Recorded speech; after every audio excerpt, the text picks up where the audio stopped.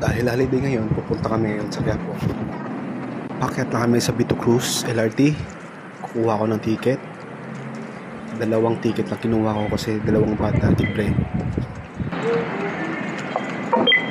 Oh, sumuot na si Coco. Ko. Ate. First time na lang ng mga bata sumakay ng LRT. Kaya excited sila. Dito na kami ngayon sa Carriedo LRT station. Ito, pababa na kami ng Carriedo. Lumusot ulit si Coco pababa. Oo, ayos. Quiapo na to. Dito na si Tanggol. Oo. Ilakala namin mula Carriedo papunta ng Quiapo. Yan, malapit na po kami sa simbahan.